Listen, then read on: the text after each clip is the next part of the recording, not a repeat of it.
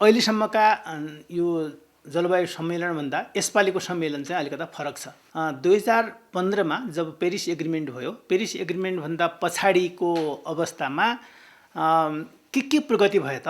यो जलवायु परिवर्तनलाई कम गर्नको लागि, यसका प्रभावलाई घटाउनको लागि चाहिँ हामीले विश्वव्यापी रूपमा के गर्यौँ? हामी 2030 सम्ममा चाहिँ यो कार्बन उत्सर्जनलाई चाहिँ 43% घटाउन सक्छौँ यो सक्दैनौँ भन्ने पाटो एउटा छ।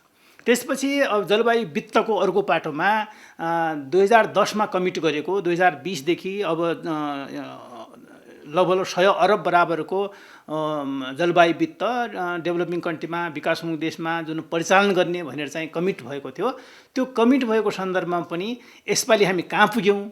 2020मा लगभग 80 अरब बराबरको चाहिँ परिचालन भयो भन्ने छ र 2021मा आउँदाखेरि चाहिँ लगभग 90 अरब बराबरको चाहिँ परिचालन भयो भन्ने छ। तर त्यो परिचालन पनि अलिक क्वान्टिफाइड र एकदम एउटा भनौँ न स्पेसिफाइड एरियामा भयो कि भएन भन्ने हिसाबले चाहिँ त्यसको पनि लेखाजोखा गर्नुपर्ने अवस्था छ। भनेपछि अबको दिनमा यो अबको 2 वर्षमा भनौँ न 2025 सम्म 2025 सम्मको अवस्थामा हामी चाहिँ जलवायु वित्तलाई कसरी परिचालन गर्छौँ र 2030 सम्मको लक्ष्य प्राप्तिको लागि हामी के गर्छौँ भन्ने सन्दर्भमा पनि अर्को छ। भनेपछि समग्रमा तेस्रो मुद्दा भनेको चाहिँ अब हानि नोक्सानीको मुद्दा हो, जुन अब इजिप्टमा भएको COP 27मा जुन निर्णय भयो, त्यो निर्णय भनेको हानि नोक्सानीसँग सम्बन्धित एउटा कोष खडा गर्ने भन्ने भयो। त्यो कोष चाहिँ अब कहाँ राख्ने, त्यो कोषको घर कहाँ हुने, त्यो कोषमा कति लगानी कसले गर्ने भन्ने सन्दर्भमा र अहिलेको अब त्यसको तुरुन्तै त्यसको स्ट्रक्चर, त्यसको खाका कस्तो हुने भनेर पनि यसपालि त्यसमा पनि छलफल हुँदैछ। नेपालले राख्ने प्रमुख मुद्दाहरूमा पहिलो मुद्दा चाहिँ पर्वतीय हिमाल र पर्वतीय क्षेत्रको मुद्दा र पर्वतीय क्षमता अभिवृद्धिको मुद्दा नम्बर 1। दोस्रो मुद्दा भनेको हानि नोक्सानीको मुद्दा 2। तेस्रो मुद्दा भनेको जलवायु अनुकूलनको लक्ष्य निर्धारण गर्ने मुद्दा। चौथो मुद्दा भनेको जलवायु जन्य जुन अब यो खास गरेर चाहिँ कार्बन उत्सर्जन न्यूनीकरण गर्ने मुद्दा र पाँचौँ मुद्दा भनेको जलवायुजन्य बसाइसरार र कार्बन व्यापारको मुद्दा र छैटौँ मुद्दा भनेको लैङ्गिक समावेशिता र यो आदिवासी जनजातिको मा परेको प्रभावको मुद्दा। यी 6वटा मुद्दा चाहिँ बेसिकली नेपालले चाहिँ यसैको आधारमा सेरोफेरोमा रहेर चाहिँ आफ्नो कुरा राख्दैछ। पर्वतीय क्षेत्रको मुद्दा भनेको अब हामीलाई चाहिँ के हो भने जलवायु परिवर्तनको असर चाहिँ हिमाल र पर्वतमा परेको छ।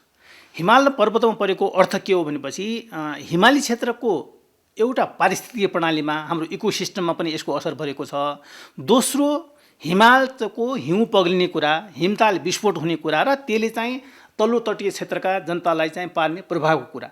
अनि यसैमा चाहिँ हामीले जोड्ने हो भनेपछि हिमालयको जुन हाम्रो यो पर्यावरणको कुरा छ, इको टुरिज्मको कुरा छ।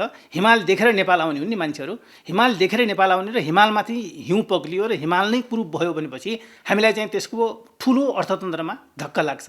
त्यो हुनाले हिमाल बचाऊ भन्ने मुद्दा हाम्रो प्रमुख मुद्दा हो र यो हाम्रो मात्रै नभएर पर्वतीय जति देशहरू छन् ती सबै पर्वतीय देशको मुद्दा पनि हो यो।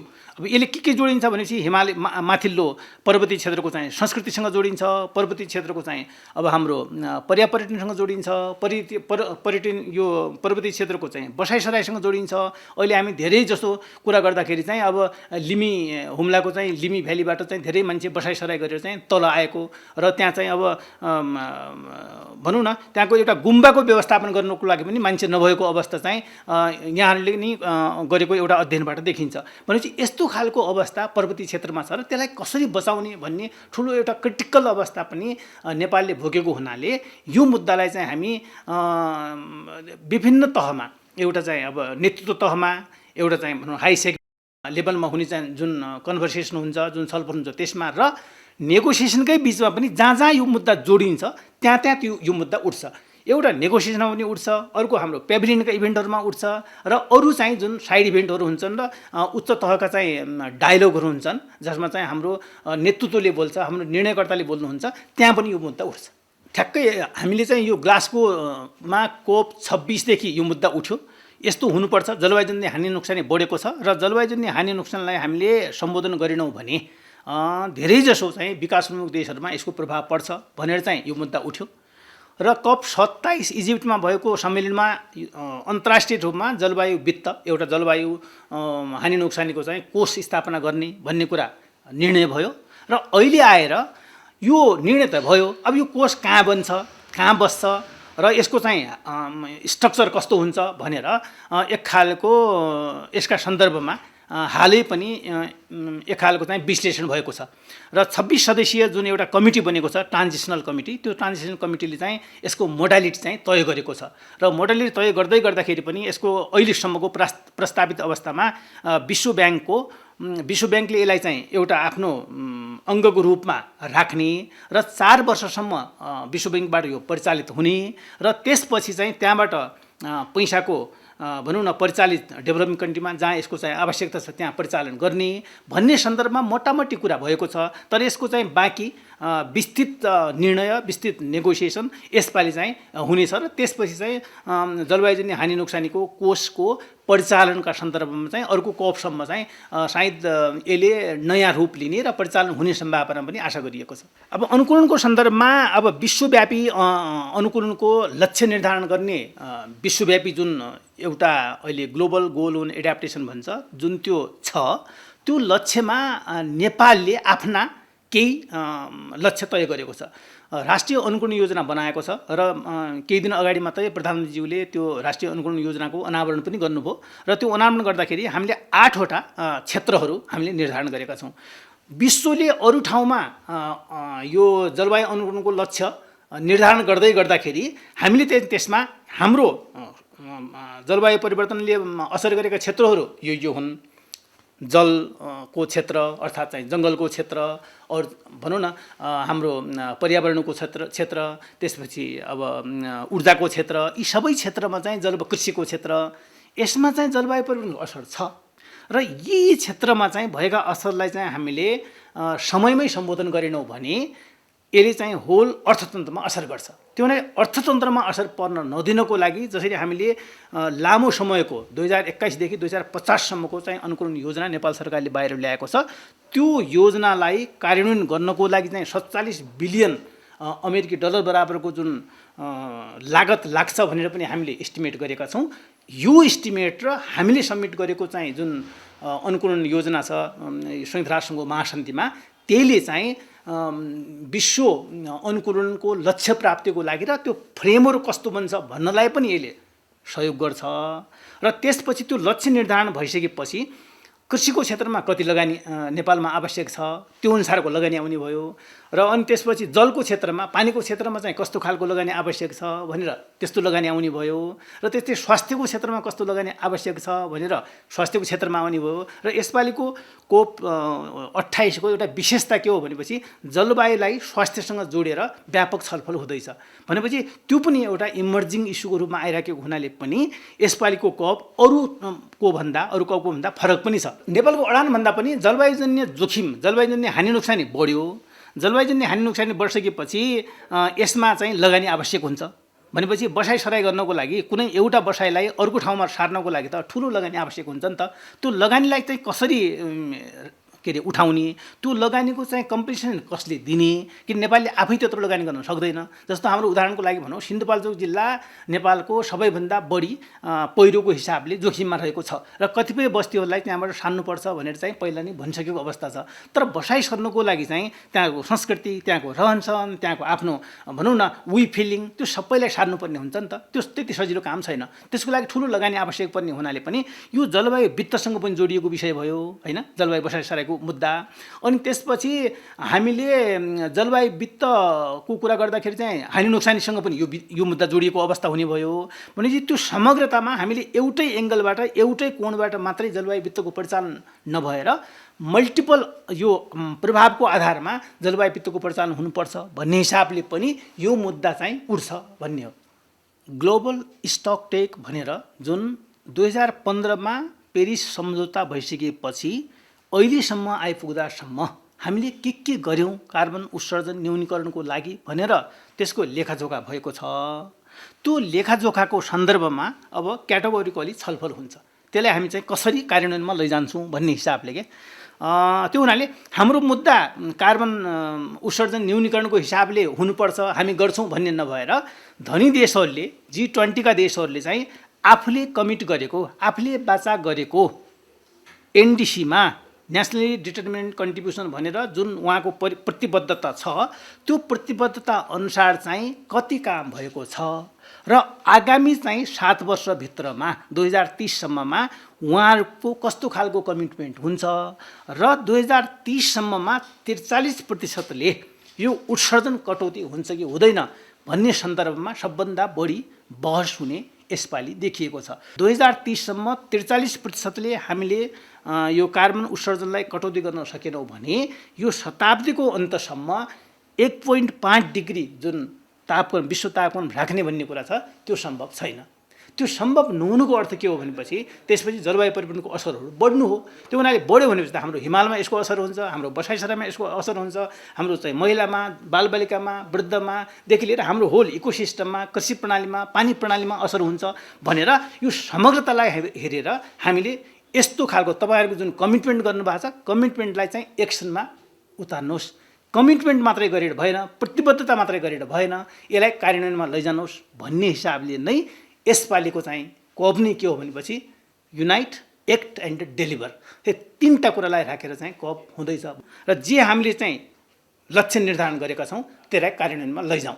यति कुरा भएको हुनाले नै यो न्यूनीकरणको मुद्दाले बढी स्पेस पाउने भनेको। त्यो एकै ठाउँमा राखेको त्यो के कस्तो भने कुनै मुद्दालाई चाहिँ स्पेसिफिक रूपमा उठाइएन भने त्यो मुद्दा चाहिँ जस्तो जलवायु परिवर्तनमा अनुकूलनमा पनि युवा र महिला जनजातिको मुद्दा हुने भयो, न्यूनीकरणमा पनि उहाँहरूको मुद्दा हुने भयो, हानि नोक्सानीमा पनि उहाँहरूको मुद्दा हुने भयो भने समग्रतामा यसलाई चाहिँ राख्दाखेरि जलवायु परिवर्तनको सबभन्दा ठुलो असर कुन क्षेत्रमा परेको छ? बालबालिकामा परेको छ, महिलामा परेको छ, वृद्धमा परेको छ भनेपछि त्यो क्षेत्रलाई हामीले चाहिँ कसरी एड्रेस गर्ने भनेर यसलाई चाहिँ स्पेसिफिक रूपमा नै डिफाइन गर्नुपर्छ भनेर कपको आयोजक संस्थाले पनि यसलाई, आयोजक देशले पनि यसलाई स्पेसिफिक राख्नुपर्छ भनेर चाहिँ ल्याएको मुद्दा भयो।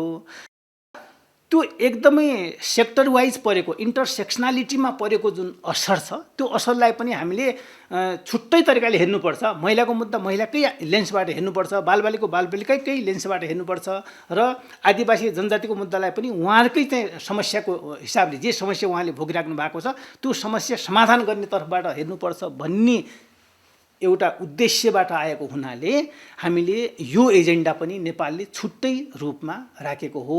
तर यो एजेन्डा छुट्टै राख्नुको अर्थ यो अरू ठाउँमा जोडिँदैन भन्ने होइन, यो सबैतिर जोडिन्छ। अब यसमा 2टा कुरा छ। एउटा चाहिँ जलवायु वित्त भनेको मैले अघि भने 2010मा धनी राष्ट्रले 2020 देखि लगभग 100 अरब बराबर अमेरिकी डलर बराबरको लगानी डेभलपिङ कन्ट्रीमा अर्थात् चाहिँ हाम्रो विकासोन्मुख देशमा गर्छ भनेर भनेको।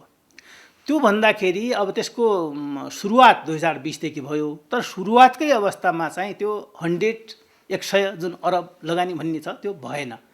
लगभग 80 अरब बराबरको लगानी भयो भन्ने भनिएको छ, तैपनि त्यसको क्वान्टिफाइड एकदमै फाइनल भएर यति नै हो भन्ने डेटा तथ्याङ्क भेटिँदैन, त्यसको हाराहारीमा छ भन्ने हो। र 2022 को हेर्ने हो भनेपछि लगभग 89 अरब बराबरको लगानी डेभलपिङ कन्ट्रीमा जलवायुको क्षेत्रमा भएको छ भनेर भनिएको छ।